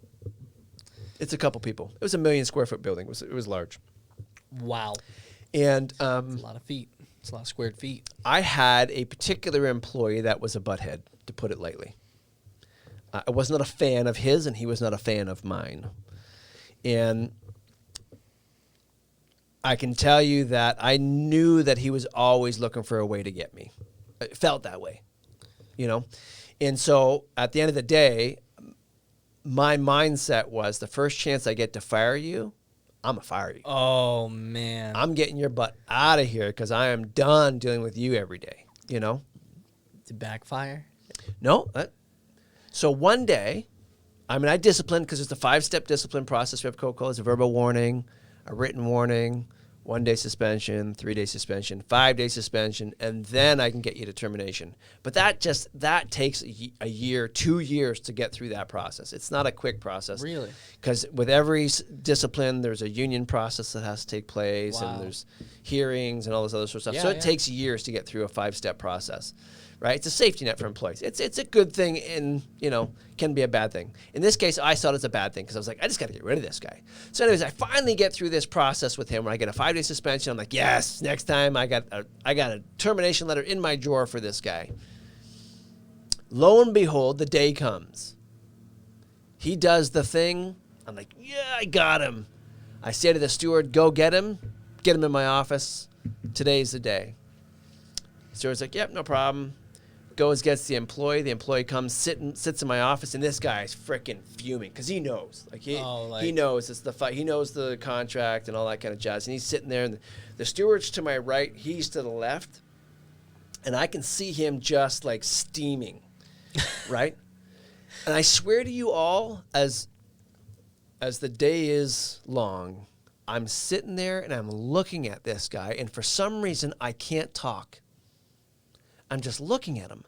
And all that can go through my mind is, what the hell is going on? And I kept saying to him, in my mind, I'm saying, why are we here? I'm looking at him again and again and again. I'm saying, why are we here? Why are you in front of me?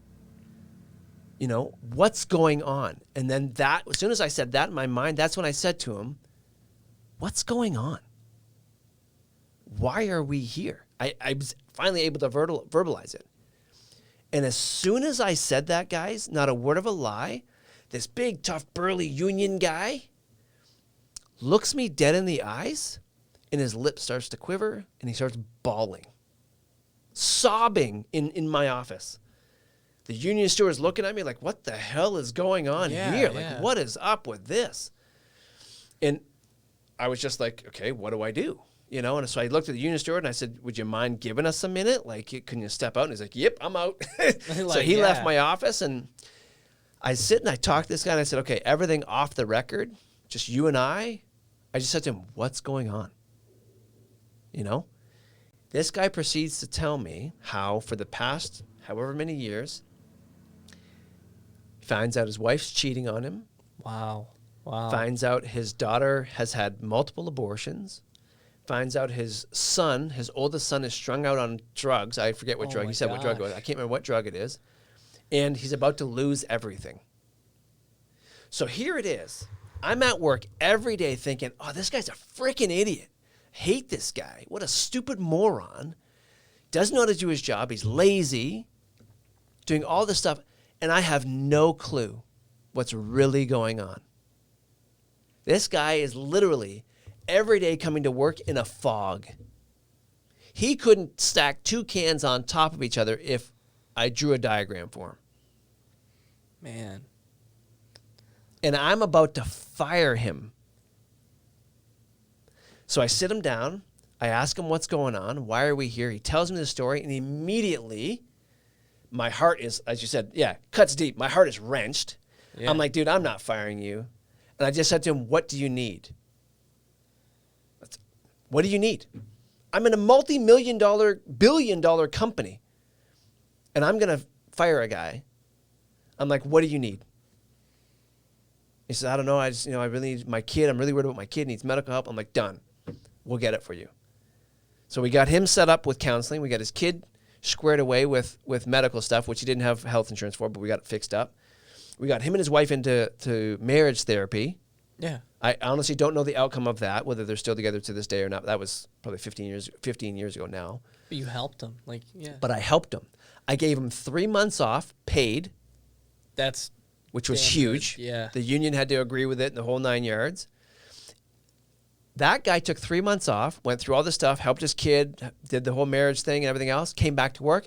I'm telling you now, that was the best thing I could have done. This guy came back. What's up, OG? This guy came back, was the best employee I had for the last 3 years I was with that company. What's up, Anna Forrest? How are you? Welcome to the stream.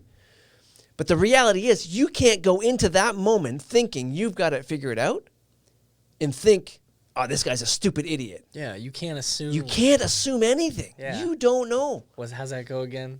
Assuming makes an ass out of you. You and me. Yeah, 100%. What's going on, OG? How are things going, buddy? Glad to see you found 2 minutes in your day to rub together. You've been crazy busy, man. I hope you're well. Did you guys catch any of the storms that came through the lower part of Michigan yesterday? We got hammered, buddy. Yeah, I lost power for 1.2 seconds. Yeah, I bet. It sucked. Yeah, I bet you're stinking busy, Pickle. Yeah, I missed you too, man. Thanks for popping the stream. How are you, Anna? Guys, if you haven't already, go see my friend OG Pickle. Give him a follow. If you got a Prime sub, drop him a Prime sub too while you're there. Solid guy. Hilarious on stream. I got more clips of that guy than any other streamer. Even Andy. True story. And yes, follow him. Ignore the Pickle. The Pickle knows not what he says. Go follow the Pickle. He is absolutely. Yes, he is the worst, but that's what makes him the best. The Pickle is the Pickle. Follow the Pickle. That's a game my wife used to play in college.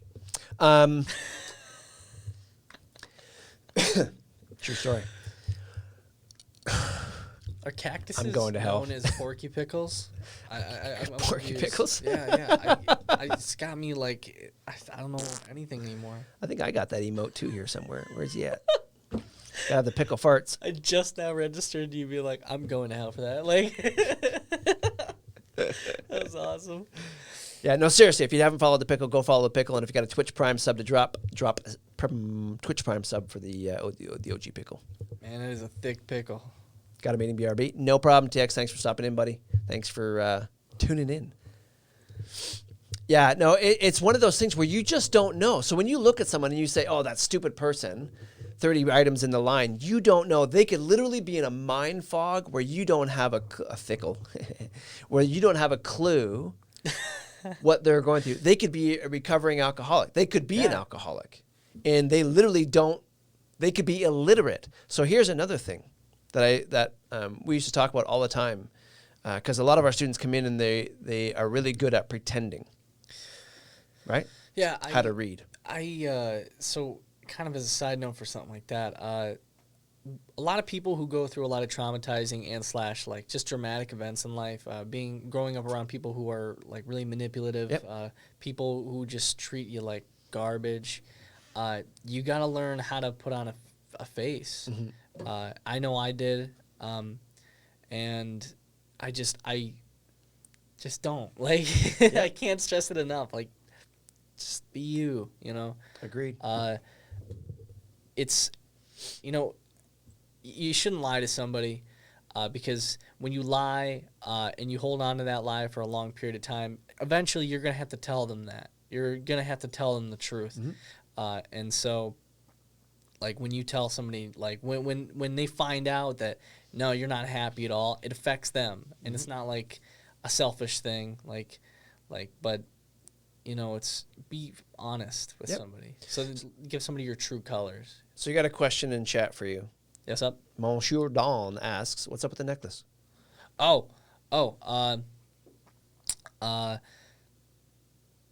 Thank you. So this is I'm not like Celtic or anything. I believe it or not. I mean, I'm like pasty white, but I'm really Cherokee. And I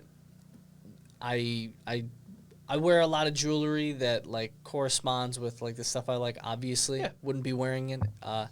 But my dad gave me this necklace. He came back from the Philippines. No problem. And he was gone for a long while. Why am I getting these messages like now? You get it before me. Yeah.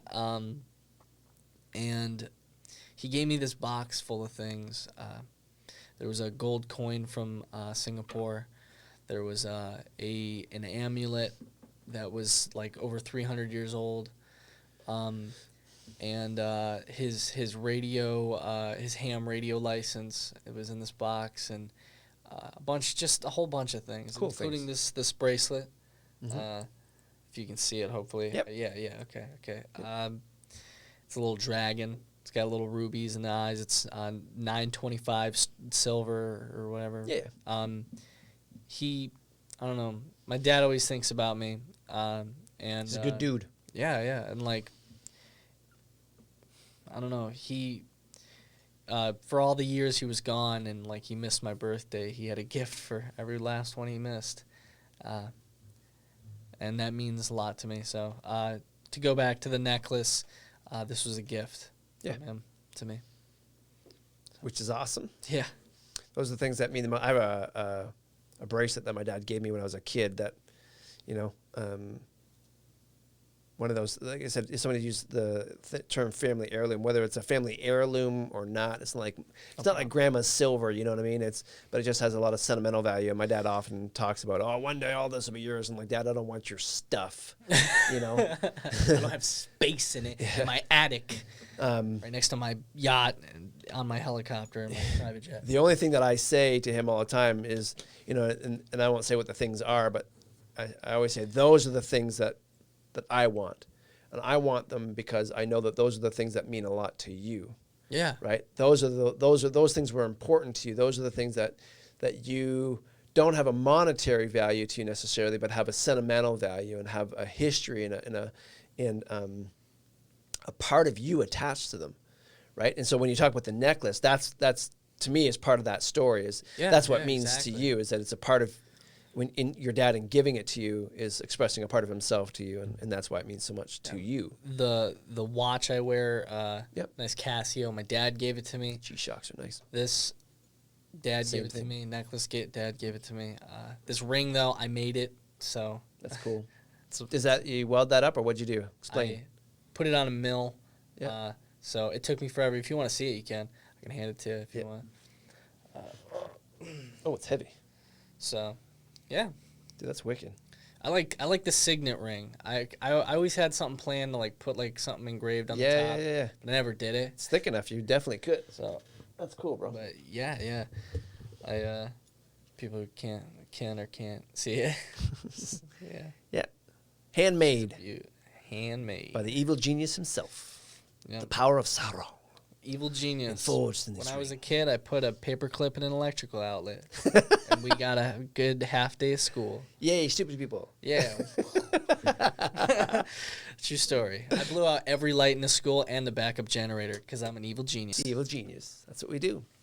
One of my favorite songs has a lyric that has always stuck with me. I do a good impression of myself. I love that. I read Yeah. that. I love that. And you know, it's true, you know, and so I'm involved in the church as an ordained minister. And the reality is I've never seen more fake people than in the church. What? Right. It's true, because everyone comes in and everybody is broken, and everyone's afraid to come in the church and express who they really are. Yeah. Everyone comes in, everyone's always smiling. Hey, great to see you. And the reality is, no, it's not. Some days it sucks to see you. You know, some days it's not okay. But yet everybody comes into the church always just peachy keen. And that's the last place in the world that you're supposed to be peachy keen. You're supposed to come in broken. Yeah. You know, and say, it's not okay, and I need your help.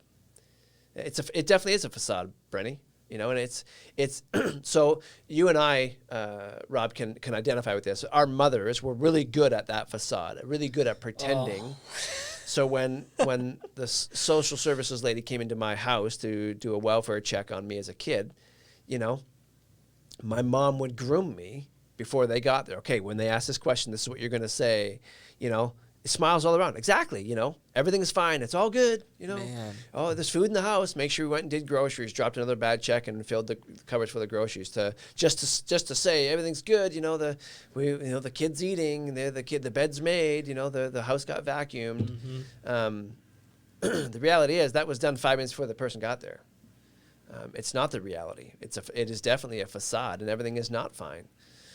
We were just good at doing an impression of what we should be, Yeah. you know, but it's hard. And that's the reality of, again, the whole context of stupid people is we blame others for comments that are made. Yeah. So like, go back to the very first story, to Mrs. R, I won't say the full name, my 8th grade teacher saying to me that I was stupid and that I'll never amount to anything. It's easy for me to point at her and go, that stupid person said blah, blah, blah. The reality is, if I'd have believed her, I was the stupid person. Right? And I Yeah, apologize. If you yeah, can hear the grass absolutely. cutting in the background, I apologize. This kind of sounds like a monster. Every jam. Monday, yeah, every Monday they do grass cutting, and it just happens to be outside my door. Yeah, go ahead, Brenny. Right? So in that moment, the moment I believe her, the reality is, at that moment, I am the stupid person, not them for saying it. Absolutely. Because I believe the lie. The moment you believe the lie, yeah. Is it unhealthy to go along in life and not call someone stupid or make a comment to that extent? That's a good question, actually. Is it unhealthy to go along in life and not call someone stupid? Is it unhealthy? No. I think what you've got to do, Brenny, is change the context of the question, change the phrasing of the comment. So again, when you say, here, let's back up one step. We're going to read I just did it again. We're going to read a Facebook post, and I'll tell you why I say that, Brenny. Actually, I'll pull it up on my phone. I don't need to do it. I can do it with my phone. Be quicker, and I won't have to worry about wrecking my arm. Facebook. And for the record, I don't make Facebook posts. This is the first time I've ever made a Facebook post in my life. And I love this. I only did it because this was, Just dropped a warhead on that forehead. you know, I didn't itch it. I set it down on the thing, and it did the thing, and it bugged the thing, and it now itches like the thing. And it sucks to have the thing. Stop I hate itching it. your damn arm. I hate it. So this is the post and I'm going to obscure the person's name so you can't see it. Okay, so this is the post, and it's about wearing masks, right? But no political statement, but it's definitely a very photoshopped picture talking about masks, 1 mask, 2 masks, blah, blah, blah. So whatever. I was bored. I was at the soccer field with my kid, and I happened to click on the comment. And so I can't show you the comment now, the damn thingy exactly, because it has the person's name, but I'll read the comment. So that picture of the masks is up there. And by accident, I clicked the comment. I actually meant to flip down the page, and I actually hit comments. And the person says, too many stupid people out there to actually pay attention to the facts, exclamation point. So there's a lot of assumptions made in this comment. Welcome to the land of vagueness. Vaguely, yeah. So here's the comment again. Too many stupid people out there to pay attention to the facts. And again, the fact that they're alluding to is everyone should be wearing a mask. That's the fact. Yeah. They don't state the fact. They don't talk about the fact. They don't talk about individuals. They make a generalized statement. And this is the danger of this statement, is it's generalized and it's not about a specific fact. I am assuming the facts in this case because she doesn't state the facts. So this was my comment in reply. I said to them, I'm not sure stupid people, quote unquote, stupid people is okay with me. And I put my name, Neil Fernandez, because I'm not afraid of a conversation. Yeah. What I'm saying is, this is my comment. Come and talk to me about it. Going guns blazing. Not even guns, just In and out. my guns are mounted, put it that way. Game over. And I said, I'd love to talk to you privately, right? Not publicly. I'd love to talk to you privately about how you think we should address these stupid people, quote unquote, stupid people. Mhm. And then I go on to say, I work with students every day who have been told their entire lives that they are stupid people. And I said, I can tell you that those words are far more destructive and destroying than any virus that you think that you're protecting them from. Right? I'm not denying the virus. I'm not denying the effectiveness of masks. What I'm saying is that the generalization and the labeling that we talked about earlier, that Brendan, you talked about extensively earlier, is dangerous when you start saying stupid people. It's insensitive. It's naive. And here's I then went and made a post about it. And this is what I said. And I challenge you to challenge me if you think anything I said here is wrong. And I'm okay with it, right? I won't be hurt by your challenging. This was my comment, or my post that I made on my own personal page after I read that. I said, it's comments like this that breed the hate and resentment everyone is feeling towards each other. And then I quote the statement, too many stupid people out there to actually pay attention to the facts. And I said, you want to be heard? Stop making blanket, uninformed statements about people you know nothing about. Mm-hmm. Stop playing politics with my God, my family, and my students. They're all infinitely more valuable than some half thought out Facebook comment. My staff and I work in a ministry, an organization, a nonprofit that fights every day to break down ridiculous claims of stupid people. Now I'm referring to her in the comment as stupid, right? Mm-hmm. Bounce back, right? Bounce right back. Routinely, our students are told by friends, quote unquote, friends, family, and quote unquote, important people that they are not good enough, smart enough, or that they are just plain too stupid to get it right. And I said, well, game on. You have my attention. I have been quiet far too long to allow random comments like these to fly across my bow unreturned. And you can quote me on this. I will defend the least of these yesterday, today, and tomorrow. And now this, and know this, you better have your quote-unquote facts straight about these quote-unquote stupid people. Because I've made a life of defending the weak, and I'm looking at all of you to stand up and be counted. And I just said, I'm not defending your stance on COVID, I'm defending stupid people, quote-unquote. Comments. What do you think? Did I say it right? Did I say it wrong? Should I have said something? Should I have left it alone? we're getting close to 1, so you just got to watch your time there, bud. Okay. Social media is a real stupidity, fabricates all sorts of nonsense. Yeah, I agree. That's what Nick said. Literally, that is the first, Brenny, that is the first Facebook social media post I've ever made. Even my Twitch posts, my Twitter posts, OBS makes the post for me. I don't even post it. I mean, you guys all use the same thing, so. Right? Anna Forrest. I find that Everything's generally right. social media can become Everything extremely is awesome. acidic, negative. Sometimes there's a positivity that seems far and few between. Yeah, I agree. Oh, Andy, what's up, man? Is this title aimed at me? Nah, not today. Oh, sorry. Go ahead, Rob. So, with that, like, entitlement kind of like... Yep.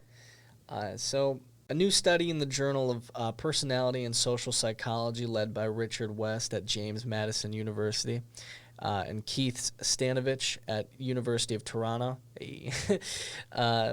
suggests that in many instances, smarter people are more vulnerable to these thinking errors, you know? Although we assume that intelligence is a buffer against bias, Yep. that's why those with higher SAT scores think that they are less prone to these universal thinking mistakes. Yeah. It can actually be a subtle curse. Yep. But West's colleagues weren't simply interested in reconfirming the known biases of human mind. Rather, they wanted to understand how these biases correlated with human intelligence. As a result, they interspersed their tests of bias with various cognitive measurements, including the SAT and the need for cognition scale, which measures the tendency of an individual to engage in and enjoy thinking. The results were quite disturbing. For one thing, self-awareness was not particularly useful. As scientists note, people who were aware of their own biases were not better able to overcome them. So just because you know yourself better doesn't make you better at Yeah. getting over it. Yep. Perhaps our most dangerous bias is that we naturally assume that everyone else is more susceptible to thinking errors, a tendency known as the bias blind spot. This meta bias is rooted in our ability to spot systematic mistakes in the decisions of others. We excel at noticing the flaws of friends. Yeah. And inability to spot those same mistakes in ourselves. Although the bias blind spot itself isn't a new concept, West's latest paper demonstrates that it applies to every single bias under consideration, from anchoring to so-called framing effects. In each instance, we readily forgive our own minds, but look harshly upon the minds of other people. Yeah, it's you, brother. It's not me. Yeah, sorry. Just so you know, it's you. It's all your fault, not me. Yeah. The fact that we're here and things are falling apart, it's nothing that I did. It's all your fault. Right? You're the stupid one, not I me. ruined everything. Yeah. I want to die. All right. Thanks for the resub, Andy. Appreciate you, buddy. Got that stutter going on. I like that. Everything's Andy, what are you right. doing? You got a roof to fix. Everything Stop is it. Awesome. Monsieur Don, welcome to the gym. Don't forget, Thursday is leg day. Get on my level, bro. We don't need no light bulbs walking around this joint. Welcome to the conversation, Andy. Were your ears tingling a bit earlier? We were chatting about you. I was showing clips of you when I was on JTV. Oh, it's Don's birthday. Oh, yesterday. So that was the Boxing Day birthday thing. That's right. I forgot about that. Can't say I didn't get him anything. Fair enough. That's that's nice. Nice of you. So Andy, have you ever been called stupid by somebody? And what was the context? Yeah, when I made big time. Yeah, I'm kind of a big deal. I don't know if you know that. Yes, literally every day. Oh, you're married too, I see. Yeah, literally every day, he says. Yeah, there's a reality to that, and that's the conversation we're having today. It doesn't count when you're married.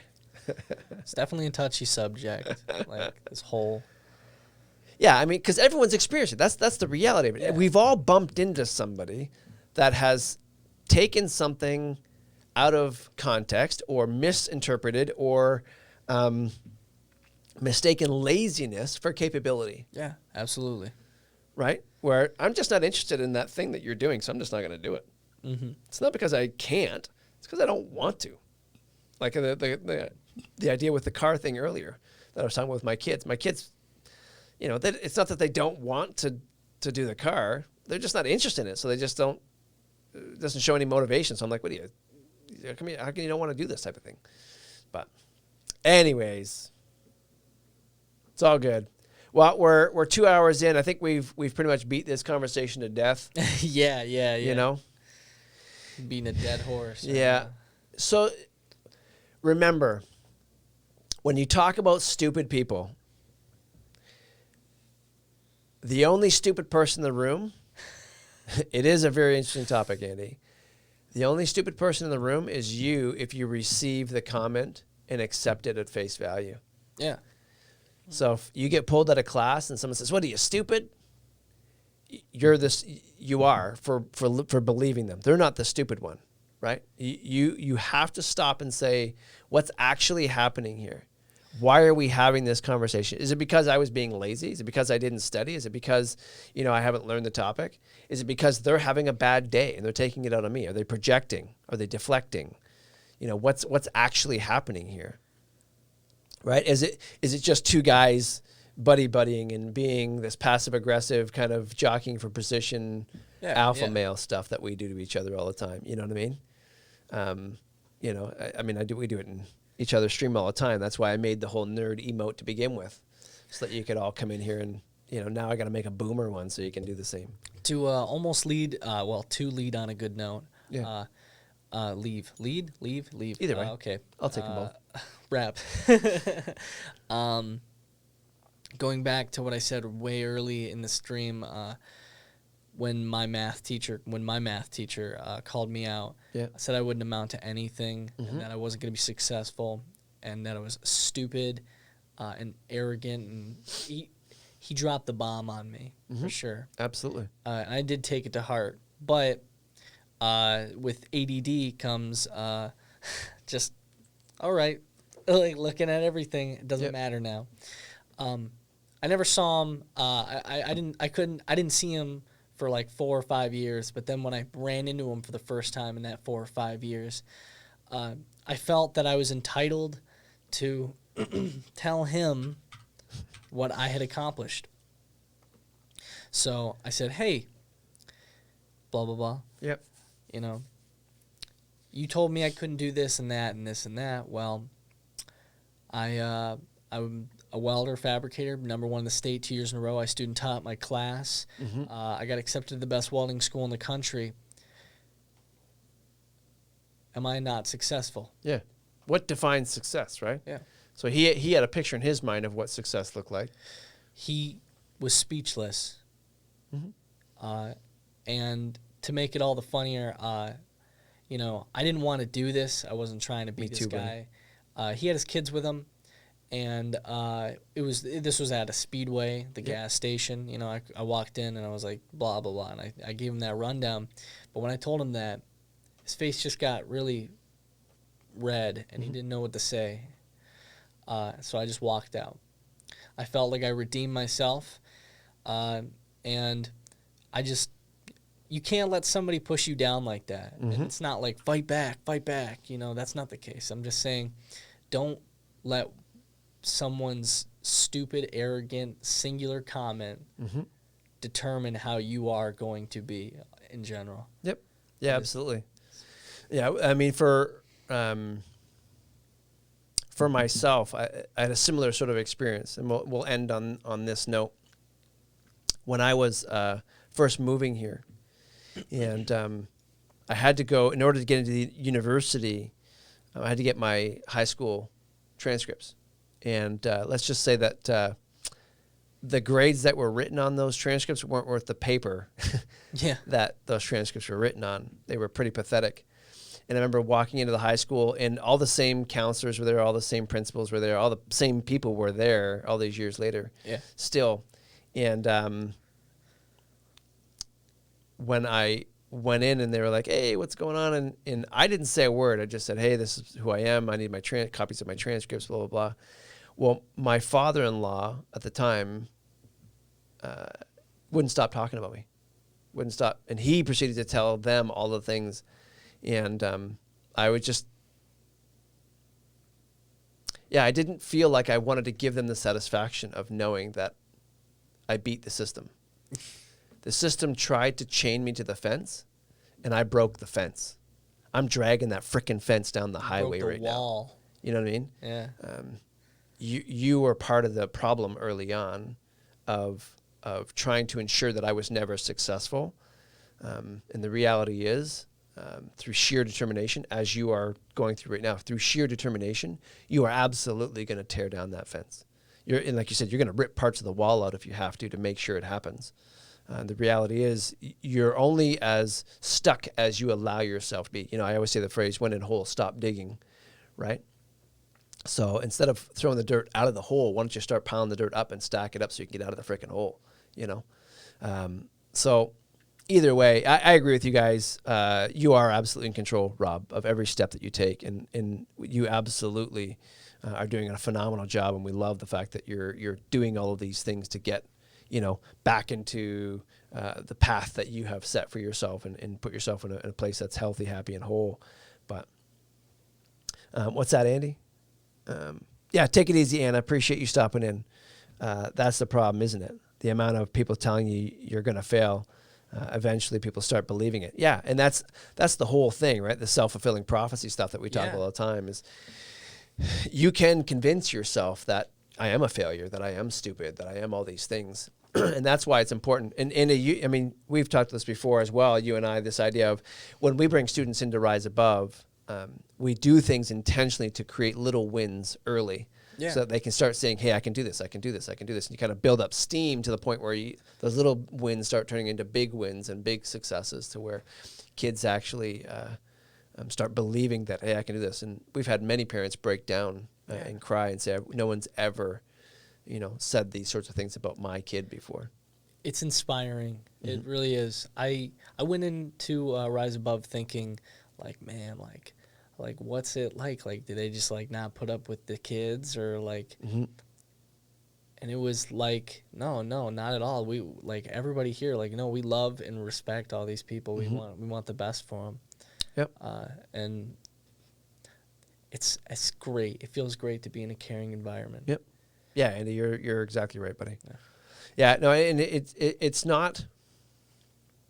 There's nothing special about it, right? It's just being human and realizing that we've all got potential and opportunity. So, all right. Well, thank you guys all for tuning in today. Thanks, Rob, again for guest hosting with me. I love this. Yeah, we're probably going to do something a little more fun next week. I'm not sure. I haven't decided yet exactly what we're going to do, but we'll figure something out. We may or may not have such a topic of this. I am going to raid my buddy Air Max, who I hope to have physically on stream. He's from Toronto, but he's suggested a couple of times that he wants to come up to Michigan here and to be on stream with me. He's a French guy, now lives in Toronto. He's from France originally, but super nice guy. He's got a great story, and hopefully one day we can make it happen. But if you guys can hang around, just drop some Risk Immersed emotes if you got them. If not, just drop whatever emotes you got into his chat and just let him know that Risk says hi. That'd be great. And let him know we love him. Guys, thanks again for hanging out. This is a good 2 hour, 10 minutes long stream. And we covered a very important topic to me, this idea of stupid people. Yeah. And ensuring that we are never held in that category, and that we are always striving to be better than the last thing we were told was possible. So Getting hurt used to slow us down. Now we laugh at pain, because no matter what we lose in life, in the end is what we got to gain. Yeah, absolutely. Great phrase, man. Good memorization too. Better than me. I wrote it. Yeah, I wrote it. Yeah. Thank you, everybody. Thanks for the subs today, Bushman, for the Prime sub, and for the gifted subs today from Andy for Don. Appreciate you guys. Andy, thanks for your resub as well, buddy. And we'll see all you guys in your streams tonight and this afternoon. Take it easy. Say hi to Air Max for me, please. We're gonna go say hi to Air Max. Have a good day, guys. Bye. Bye, Rob. Thanks for tuning in, buddy. Bye, me. Bye, Neil. Bye, you guys. I love you guys. Yeah, say that, guys. Bye.